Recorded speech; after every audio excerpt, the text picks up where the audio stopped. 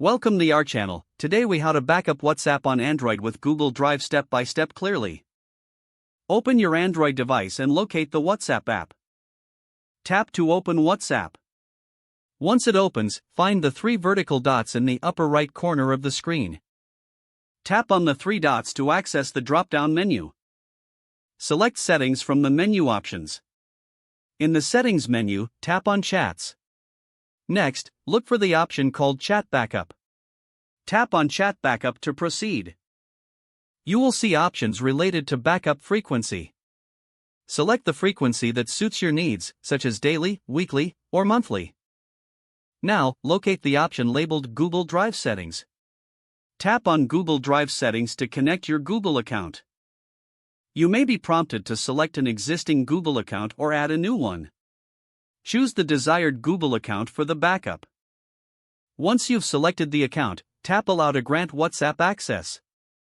Return to the Chat Backup screen.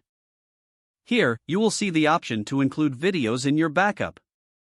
Check or uncheck the box depending on whether you want to backup videos. Next, you will find a button labeled Backup. Tap on the Backup button to start the backup process.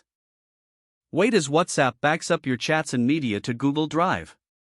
Once the backup is complete, you will see a confirmation message. Congratulations, your WhatsApp chats are now backed up to Google Drive. You can restore this backup anytime when reinstalling WhatsApp or switching devices.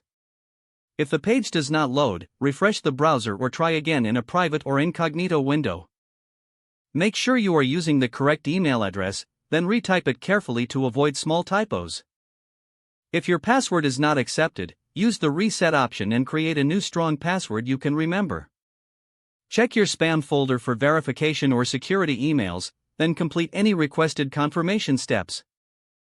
Enable two-factor authentication if available to improve account security and reduce unauthorized access risk.